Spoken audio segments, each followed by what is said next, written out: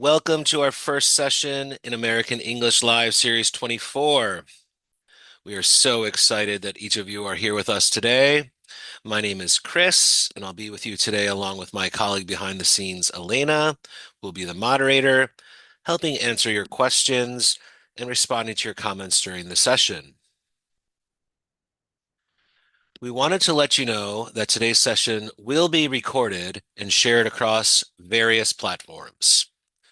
By attending and adding your comments to the chat section during today's webinar, your first name, country, and/or comment, it may be included in the video recording. By participating, you consent to your appearance in the recording and its use for the purposes related to work or business of FHI 360 and the U.S. Department of State. If you do not want to appear in the recording, please do not share any comments in the chat box during the live webinar. Throughout Series 24, we will explore a variety of topics in teaching English through American media, games, and creative activities in celebration of the United States' 250th birthday this year. We hope that you're able to use the practical ideas we share. Here's what to expect today. The session is about 60 minutes long. The presenter will present the material, and I, as your host, will ask questions and comments too. But we really hope to hear from you, our audience, so that we can address your ideas and experiences. So remember to please share your thoughts using the chat box.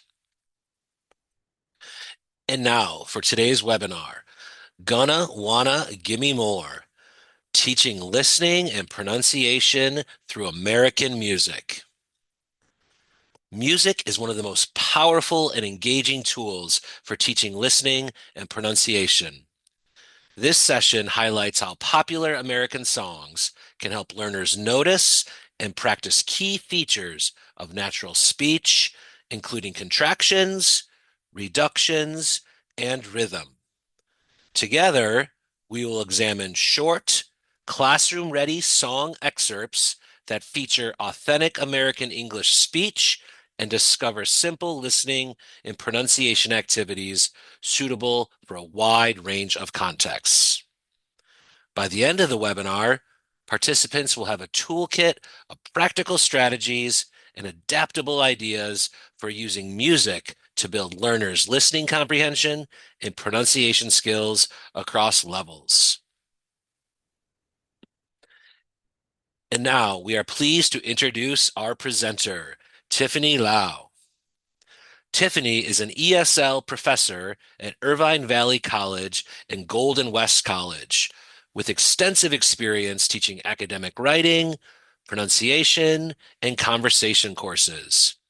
She recently served as a virtual English language educator with the U.S. Department of State, designing and delivering medical English courses for nursing students in Pakistan. Tiffany specializes in innovative approaches to engaging multilingual learners. She has previously taught at various colleges and universities in the United States and internationally through the Japan Exchange Teaching Program. She has also worked as a skill architect for Duolingo to develop CEFR aligned content for English learners. She's authored multiple ESL textbooks and presented at regional and international conferences. Welcome, Tiffany. Hi, everyone. Thank you so much for joining us in today's AE live session. So my name is Tiffany Lao, and I'm really excited to be here with you. So today's session is titled Gonna Wanna Gimme More, Teaching Listening and Pronunciation Through American Music. So we'll be looking at how American songs can help learners notice and practice real, natural English, especially reduced forms, rhythm, and stress. So I'll be asking you to participate using the chat throughout. There are no right or wrong answers. This is just a space to share ideas and reflect together. So here's what we will do today. First, we will identify common reduced forms found in authentic spoken English and music. Then, we'll learn how connected speech affects listening comprehension. And finally, we'll learn how to design scaffolded listening tasks using American English. So I like to hear from you. I like to learn about you a little bit. How do you currently use music to support language learning in your English classes? So you can share some strategies, ideas, or even say, oh, I don't really use music much yet. So please type your response in the chat.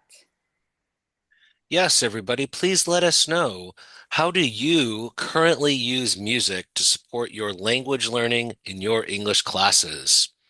As Tiffany mentioned, you can share strategies, ideas, or even say that you don't use music much yet or at all. Please let us know in the chat. I'll give you all a moment to share your responses. Let's see, Tiffany, we got lots of wonderful audience members Mhm, joining us today. mhm, Let's see, we've got a couple of teachers saying that they don't music a lot. They don't use music a lot. Another teacher is saying that they use songs to pre-teach grammar. Some teachers are saying as a warm-up, some to reinforce some of the grammar topics they covered or to cover new vocabulary. Lots of teachers are saying hello. We've got teachers from all over the world. I've seen mhm, Tunisia and Azerbaijan and Peru. And we have another teacher saying that they use it to boost their students' natural English listening. That's mhm, wonderful. And then, yes, just to practice all kinds of learning new English words for verbs. So then we have an association Italio America saying music touches all the bases, pronunciation, comprehension. If you play an instrument like the ukulele, you can even learn a whole lot more. Let's see, you can even build skills. So it's so much fun. Hello, shout out to the American Association in Trieste. So wonderful comments from our audience today. Thank you so much, everybody. Make sure to keep those coming throughout today. Back over to you, Tiffany. Thank you all for your wonderful responses. And I do agree that music can be used to teach every single skill, speaking, reading, listening, writing. So it's a really fun way to engage students. So why should we use music in our classes? So first of all, I think songs really help students notice how real English sounds. So, for example, they really notice rhythm, stress, and reductions that textbooks don't really expose them to. And music also repeats patterns, which means students get to listen more to the same phrases. And songs naturally show a lot of connected speech. So things like wanna, gonna, didya, woulda, which are really important for understanding fast or casual English. And working with English can really boost listening confidence because students begin to realize some familiar sounds and patterns across different songs. And from a teaching perspective, I think using music is pretty much low prep, high engagement, and easy to adapt to different levels. So here's today's agenda. We'll start with reduced forms in music, and then we'll move on to listening task design. Next, we'll focus on rhythm and stress, and finally, we'll end with a mini lesson demonstration. That's great, Tiffany. We got a couple comments coming in. Just some people are Mhm. just saying they're so excited to be here. They can't wait to hear these activities, and hopefully there'll be some music coming, which I think there might be. And another teacher comments that just music helps to break the ice in the classroom. So just wanted to share those before you continue. Back over to you. Fantastic. Yes, it's a great icebreaker. Okay, so let's look at connected speech first. What is connected speech? So many learners say, yeah, I can understand my teacher, but I can't understand songs or movies. And often connected speech is the reason. So these three features are parts of connected speech, but they all work a little differently. So reductions are when whole phrases get shortened in fast speech, like going to becomes gonna. And linking is when words connect at the sound level. So often consonant to vowel. For example, like see it or pick it up. And contractions are reduced grammatical forms that combine two written words, like I am becomes I'm. So when students learn to notice these kind of patterns, their listening comprehension really improves because most native speech includes all three. So now I'd like to pause and hear from you. What kind of challenges do your students face when they listen to fast connected speech in English? So please type your responses in the chat. Back over to you, audience. It's your turn again. So, what challenges do your students face when listening to fast, connected speech in English? Share some of your thoughts in the chat and would love to share them out. Let's see, Tiffany. We've got Dr. Azan here saying that it's hard for them to understand and to comprehend when they're listening to fast, connected speech in English. Absolutely. Um, let's see what else we got coming in. It says, so some challenges is that they can understand the reading better than the listening sometimes. Mhm. Yes, I can understand Yes. that. Let's see. Students sometimes feel confused that they try to connect other words to similar words that they've heard previously. Maybe sometimes they get lost. Pia Ramos is saying that they are sometimes shy or maybe even embarrassed, that they sound too different maybe from their regular accent. Um, Another teacher says in our audience that it's difficult for them to differentiate the words, Mhm. even just new vocabulary or contractions. Um, Also, another teacher in our audience says that they find it difficult to understand each word and which one is not so important and which word is important. And then we have Freddie Salazar 67 saying not getting the full message because of the connected speech. Yeah, that's definitely a Mhm. challenge. Right. So yeah, teachers are sharing lots of different comments about some challenges, whether they're getting confused or lost, or student gets frustrated sometimes. So lots of challenges our teachers are facing. But luckily we have you, Tiffany, to help us out. Okay. So back over to you. Okay, thank you for sharing. These are all really common challenges, and hopefully, slowly, students will try to, overcome this with our help. Okay, so we will address some of these challenges in this session. So throughout this session, we will use uh, a free webinar. So all these songs are available for free through Wordplay. So Wordplay is a really exciting program between American English, US Department of State, American Music Abroad, and American Voices to bring music and lyrics into the English language classrooms across the world. We'll look forward to listening to 4 songs in this session. Okay, now let's look at our first song. It's by Sub Radio and it's titled What You Want to Hear. So the genre is indie pop or pop. The level is intermediate to advanced, and the focus of this activity is to recognize reduced forms and contractions. So let's hear a little bit of the song.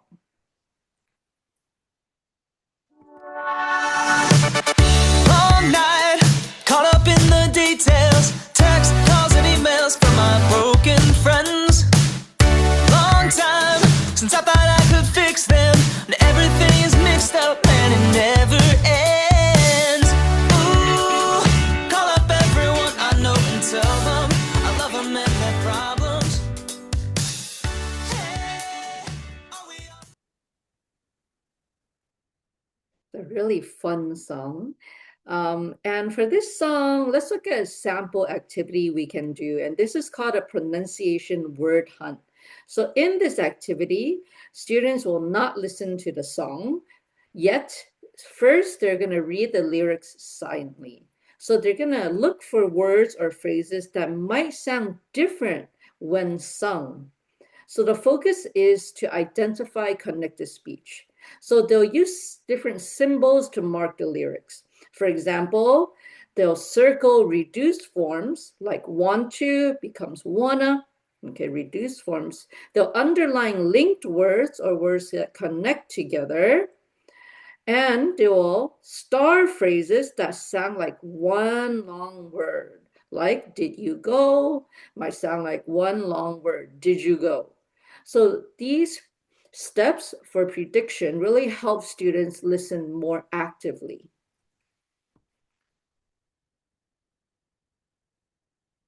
So here, at this point, students will read quietly and use the symbols to mark the lyrics. So I remind students that they're just guessing, it's not a test. And here are two different examples of student responses. So some students, they marked, tell me what you and we're not scared as one long word.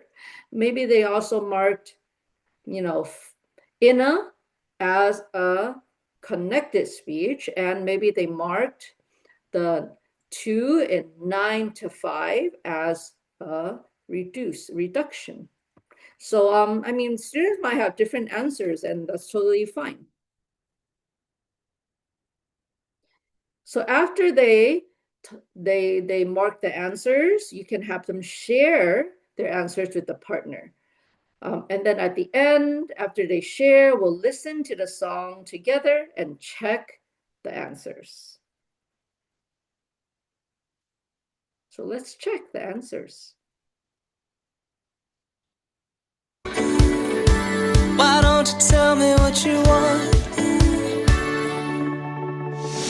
9 to 5 in a nightmare. We're not scared. Okay, so we can see here, don't you, okay, tell me, and what you, and 5 inna, we're not. All these are connected words, linked, okay? And then we have this phrase that sounds like one long word, what you want, and we're not scared. And then we have a reduction for to, maybe it comes t. So for post-listening activity, we can move into speaking. So at this point, I might put students into pairs and have them talk about these questions for 3 to 4 minutes. So I might ask them, oh, which words or phrases were hardest to hear clearly? Did any words sound different than what you expected? Which phrase sounded like one long word?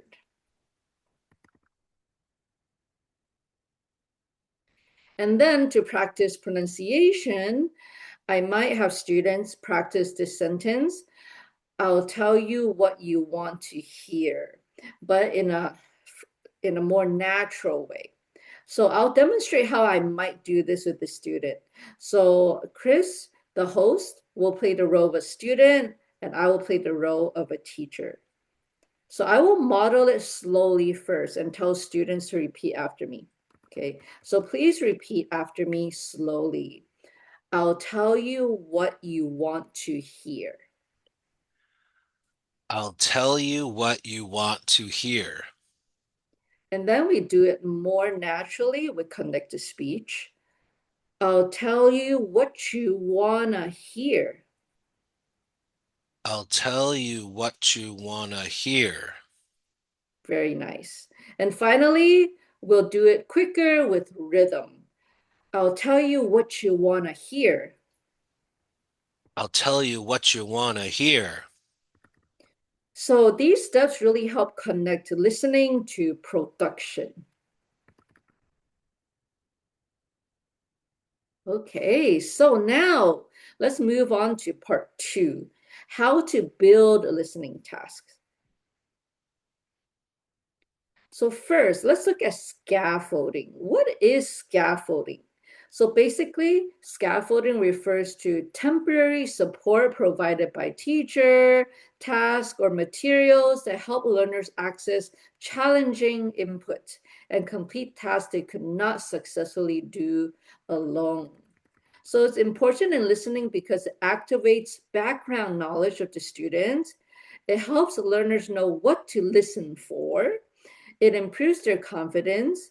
It makes authentic listening materials a lot more manageable. So some basic scaffolding techniques might include prediction tasks. Okay, so maybe students predict who, where, what.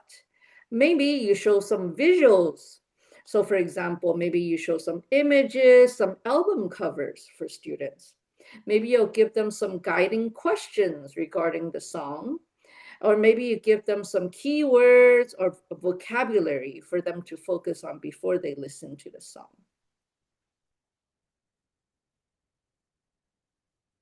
So here is a roadmap I like to use when I scaffold listening task. So I usually have a pre-listening task. So for example, I'll have a prediction task, which activates background knowledge, it sets the purpose, and it reduces anxiety. And then we have the wow listening task. So usually I have students listen several times.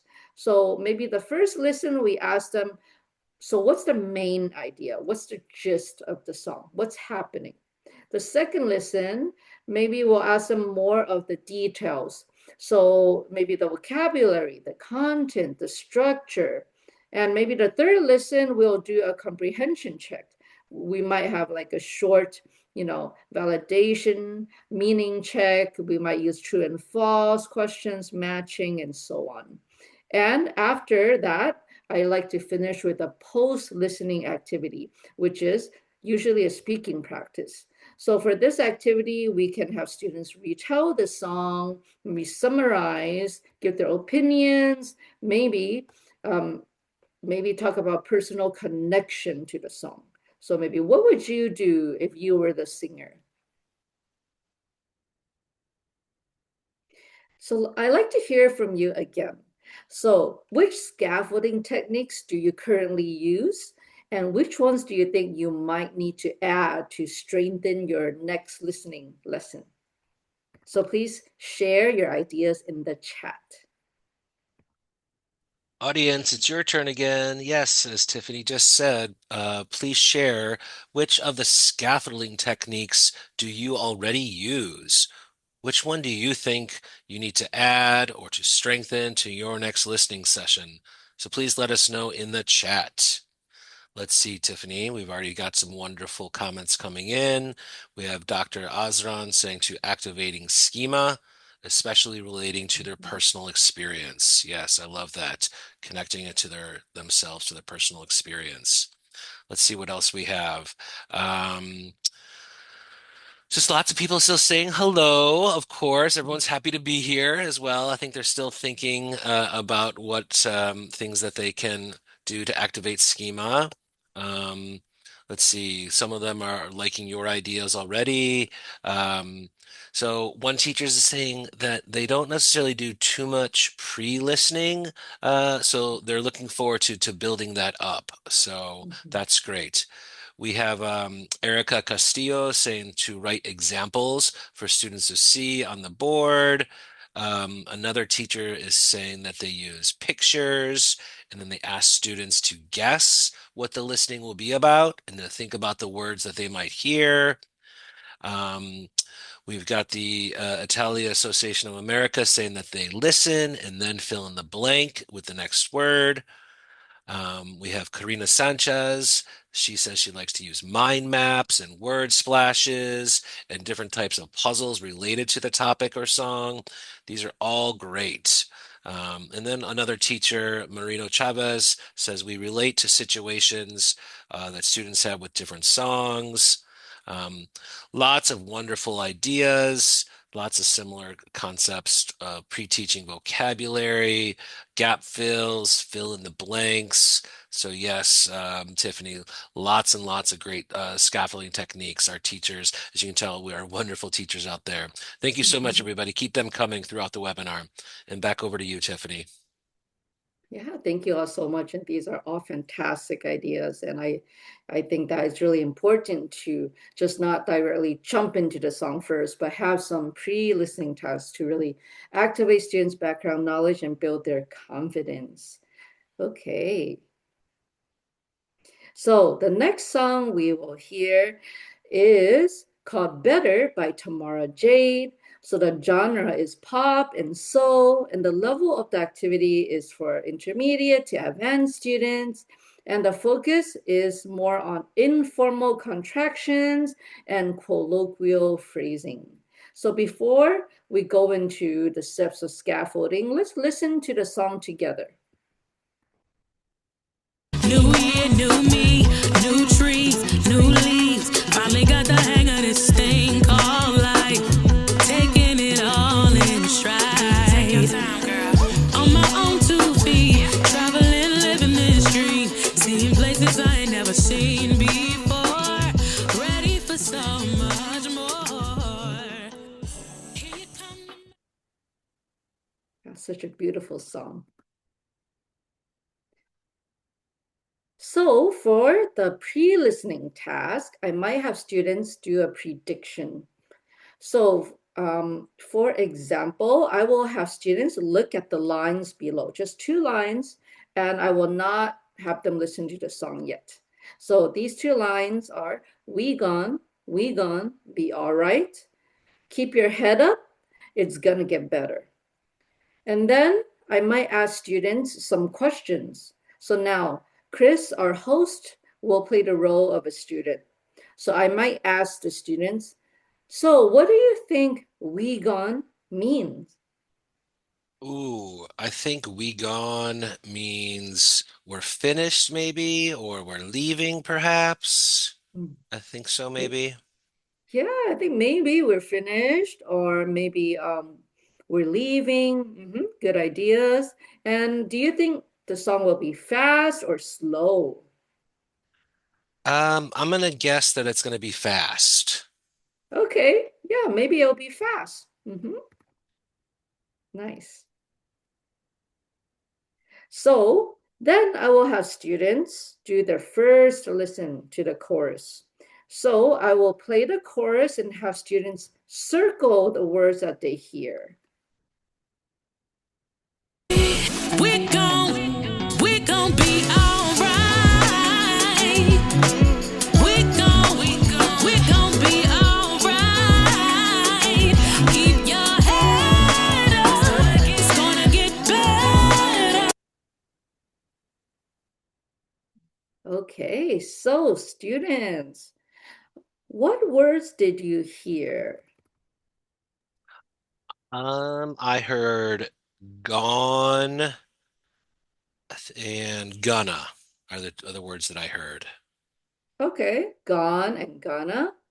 Good answers. Very nice.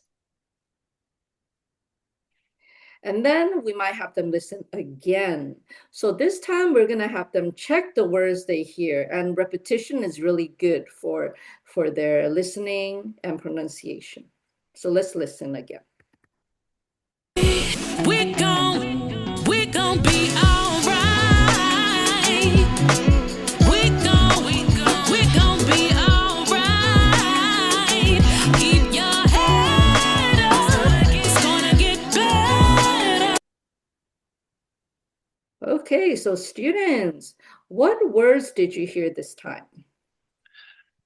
Yes, teacher, I heard gonna, we gone, and be all right. Did anyone else hear that? Yeah. Looks fantastic. Yep, thank you so much. So after that, I want to do a quick meaning check, just so students can kind of predict the meaning of the song. So I might ask, oh, what does "we gonna be all right" mean in this song? Does it mean things will improve, things are finished, or nothing will change? I, Okay, I got one answer from Dr. Azan, who says things will improve. Thank you.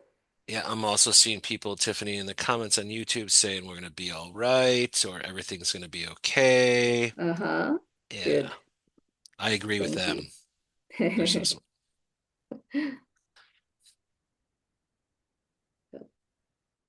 Okay, so for post listening, I might have students do a pronunciation practice. So have students repeat after you. So first we say slowly, like we gonna be all right. And then a little bit more naturally, we gonna be all right. And then with some rhythm, we gonna be all right. So this really helps students, um, you know, help students enhance their pronunciation. After they listen to the song, they practice the lyrics.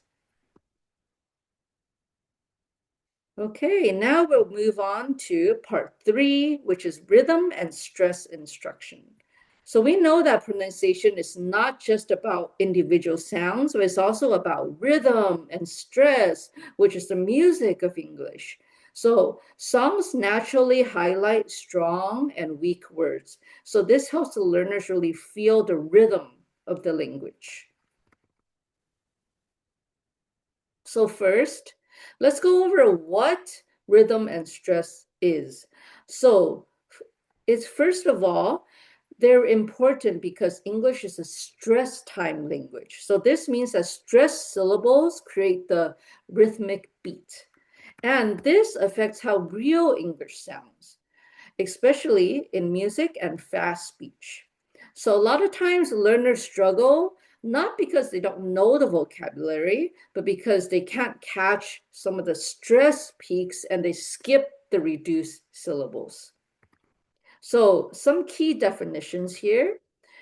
So the first one is word stress. So basically this means one syllable is louder, longer, or clearer in a word. So for example, relax, today. And then we have sentence stress. So we stress some key words. So for example, I want to go. And then we have rhythm.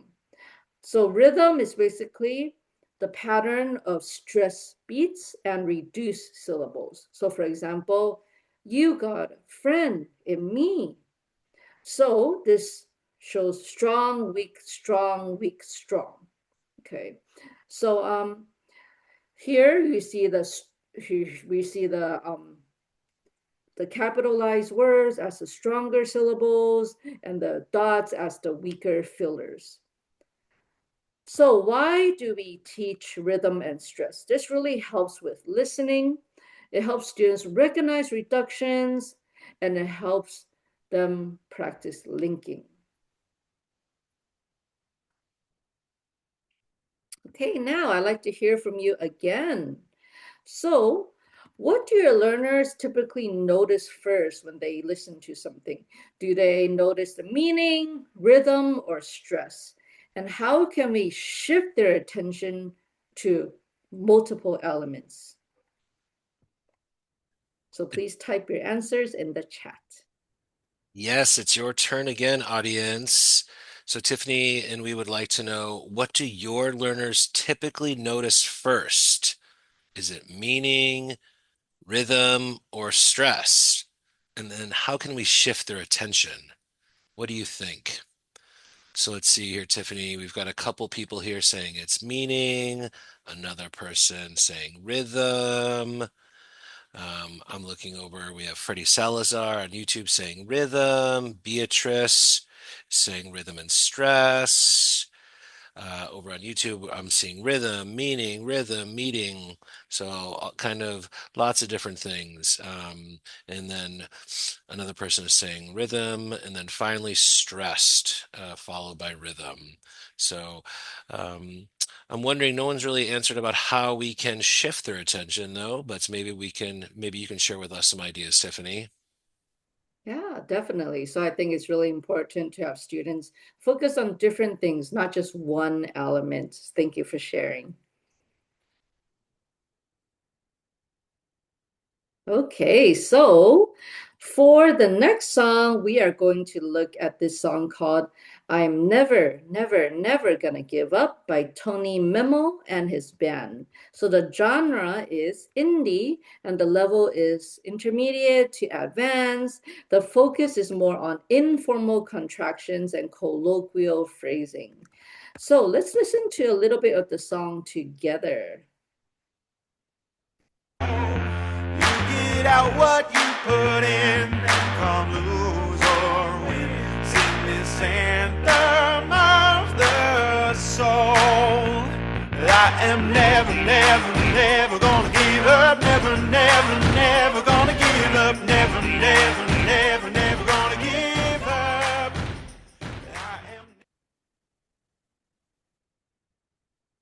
It's such an energetic song. I love this song. So for the pre-listening activity, again, I might show one part of the lyrics to the students, so they will not listen to the song yet. So I will ask them to circle the words they think might be strong, and then they might underline the words they think might be fast or weak. So now we'll have them listen to the line once. So we tell them, you don't need to speak, just listen right now. I am never, never, never gonna give up. Never, never, never gonna give up. Never, never, never, never gonna give up. So now I might ask the students some questions. So for example, Chris, what do you think? Do you think that this song sounds smooth and musical? Thanks, Tiffany. Yes. Yeah, it does. To me, it does sound smooth and musical. Yeah. And do you think some words sound faster than others? Yes, absolutely. I do think that some of the words do sound faster than others. Fantastic. Really nice. Okay, so next I'll have them do the second listening task, which is shadowing.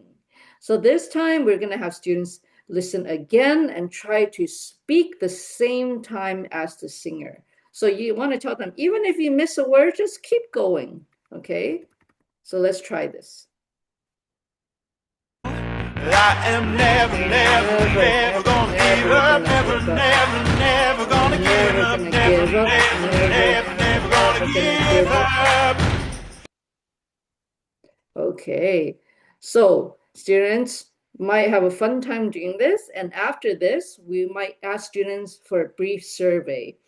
For example, how did you feel? Was it easy, a little hard, or very hard?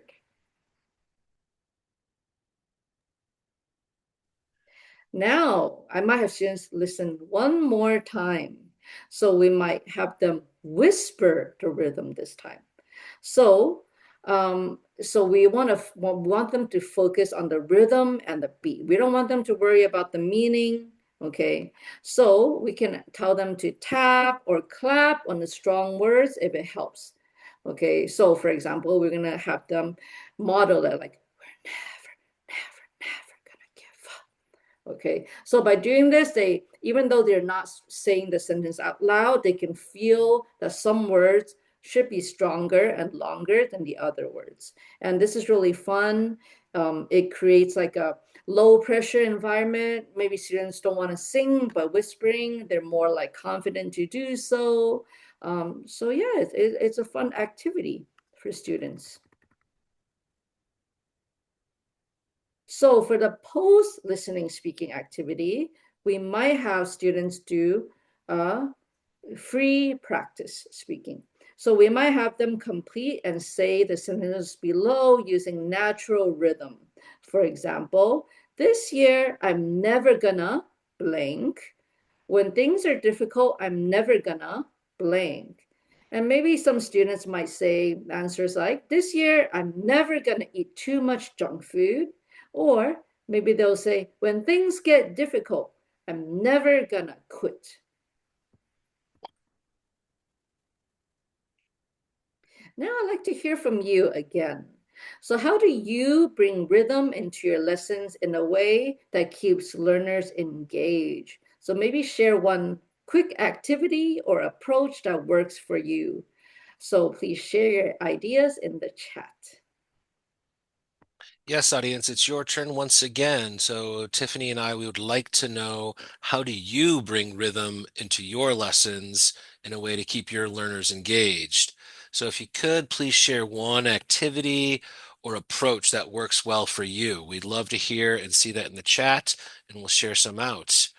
And Tiffany, while we're waiting for some of them to comment about that, we got a couple questions from the Mhm. audience about how, like, choosing songs. Like, what length of a song do you recommend using for activities with students? That is a fantastic question. So it really depends on what your pronunciation focus is, which I will talk about this in the next part. But you don't want to overwhelm students by having them focus on too many things at once. So maybe you just want to focus on contractions. So you can take just 30 seconds to 1 minute of the song that you want and just focus on contractions. So you don't have to always have students focus on the entire song. Even short, quick activities that focus on one specific, strategy from pronunciation will be fantastic. Yeah. Wonderful. Thank you so much. We'll Mhm. look forward to that in the next section. So yes, we got Yeah. some great comments from our audience about how they bring rhythm into their lessons to keep their Mhm. students engaged. I'm seeing lots of teachers in our audience saying that they're, kind of using some kind of rhythm or beats, whether they're clapping their hands or tapping their desk or stomping their feet. Um, we've got another teacher here saying that they share their rhythmic compositions, for example, using haiku poetry. Um, Mhm. Another teacher saying yes, they do use poetry in their class, short poems or tongue twisters that have a lot of rhythm. So yeah, it's tongue twisters seem to be popular too. Mhm. Um, yeah, lots of other teachers are talking about using chants, particularly at the children's level or lower Mhm. level. Um, another teacher is saying, getting the students to use maybe some of their school supplies, using their pencil or something to tap on their desk. Mhm. Another teacher is saying echoing key phrases while focusing on stress. Um, we've got another teacher saying marking the rhythm of the songs on the board and modeling that for the students and using your strategy of like circling above the Mhm. lyrics so that the students can really see how words come together so they can visualize that rhythm. Ooh, I like this one too. Humming, another teacher saying that. And then here's a nice little technique or rhythm drill too. They use the clap and speak rhythm drills. So students clap a steady beat while saying sentences or vocabulary, and then we change speeds or stress. This helps with pronunciation, focus, and keeps energy high. Yes, that's from a great comment right there. Wonderful. So many wonderful comments. Yes, back over to you, Tiffany. Yeah, thank you all for the comments. These are such fun ways to engage students. So thank you all for sharing. Okay, now let's move on to part 4. So this is our mini lesson demonstration. So I'm just modeling a mini lesson that you could teach in about 15 to 20 minutes. So the next song we're going to use is called Run To by Jessica Lynn. The genre is country, pop, and kind of rock. So the level for this activity is for intermediate students. And the focus is on reduced forms, maybe some contractions, or maybe even some emotional intonation. So before we dive into the mini lesson, let's listen to a little bit of the song together. I can't just quiet my mind. It talks all the time now, figuring us out. Where do we go? All of the questions at hand, they feel like we could stand. Such a beautiful song. I love this song too. Yeah, so let's go over some steps you can take to make this mini lesson. So the lesson begins with a personal warm-up. And then students will preview some selected lyrics, and then they'll listen and notice some reduced forms and contractions. And next, the whole class will practice pronunciation together. And finally, students might reflect and speak using the target language. So there's not a lot of like textbook explanations, but it's more of a lot of guided practice for students. So before we begin the lesson, we always want to choose a pronunciation target. So like I said earlier, you don't want to focus on too many things at once because it might overwhelm the students. So maybe you say, I just want to focus on reductions. So things like wanna, trying. Or you say, I just want students to focus on contractions like I've, I'm, or I'd. Or I just want students to focus on intonation, like emotional rise or fall in personal statements. So step one, we might have a short warm-up question for the students. We might have them think and share. For example, when you feel confused, sad, or emotional, who or what do you want to run to? So this connects to the song's title, which is, run to. So some options they can choose. They might run to a person, a place, music, or even just, they want to be alone.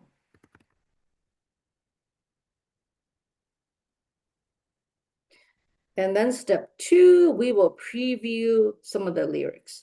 So we'll show students a few lines. For example, I want to run to, I'm trying my best, and I've lied to myself for so long. So I might ask the students the following questions. So for example, Chris, what do you notice about these words? I'm seeing kind of their, the I wanna, I'm trying my Mhm, best. They're all kind of coming together a little bit more mhm. casual, I would say, is what my first thing that I notice about these words. Yeah, definitely. I think you actually touch on the next question too, which is more casual. Maybe they're coming together. They sound like they're connected. Great. And Yeah, what do you think wanna means, Chris? yeah, I would say that it means like I want to. Um, so yeah, I think they're definitely a little bit more informal, but they also have like a personal kind of listening to the song you shared, it has kind of like a personal reflection. Like even though it's informal, I got a sense, I noticed that they maybe had some really deep meaning. So that was one thing else that I noticed too. So I want to means maybe I want to. So it might look informal, but also could have a serious meaning for deep self-reflection. Wow, excellent response. Yeah, I think definitely it sounds like it might have a really personal connection, a deep meaning, even though it's informal. Thank you for sharing. So then step three, we'll have students listen for the first time. Maybe we might have them listen and check what phrases did they hear in this song. So we'll only play a little bit of the song now.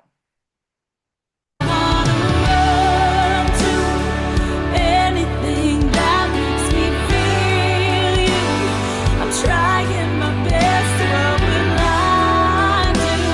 I've lied to myself for so long. Okay, so students might have checked some of these answers. So let's see what students might have checked. They might have checked wanna, I'm trying, I've lied. Good. Yeah. So next we want to focus on pronunciation. So we might have students repeat after us. So first we're gonna have them repeat the full form. For example, I want to, and have them repeat, I want to. And then the natural form, I wanna, and then have students repeat, I wanna. Same thing with the next two, I am trying, and have students repeat, I am trying. And then the natural form, I'm trying. Students repeat, I'm trying. And then I have lied. They change it to I've lied. So first you want to say it slowly and then more naturally. And finally, maybe with some kind of emotion. It's always fun for students when they can say it with emotion. Okay, now let's move on to step 5, which is post-listening reflection. So this is where students can reflect on the lyrics more and connect it to themselves. So we might have them try to answer one of the two questions.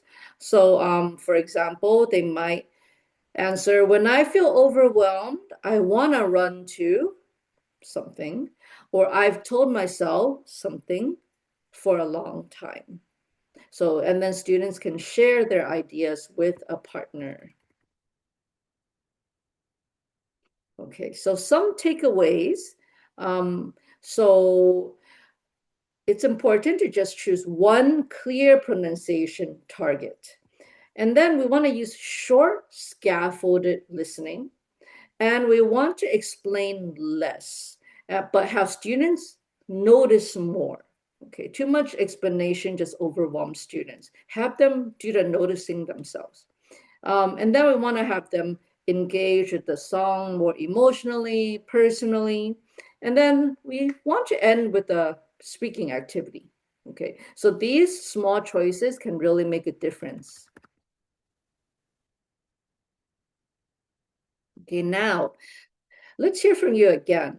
When you think about your own classes, which of these mini lesson components do you already use? And maybe which one would you like to use a little more intentionally? So please share your ideas in the chat. Yes, audience, final time for your turn to participate. Tiffany would like you to think about your own classes in which of these mini lessons that she shared, which components do you already use, and then which ones would you like to try and to integrate more intentionally. So I'll share a few comments, Tiffany. We have Natalia saying the self-reflection. We have Dr. Azan saying he will bring more emotion in the activities. Um, we've got Faroud saying they'll incorporate the clapping and the tapping and the twisting. We have another teacher saying that they will do more post reflection, which is very nice. So lots of great comments coming through. We have Raquel who's just, this is a wonderful comment. Raquel saying, music is the language of the soul. Whatever that is taught through, it is always a success. And using music to teach English is so fun and meaningful. Wonderful, wonderful.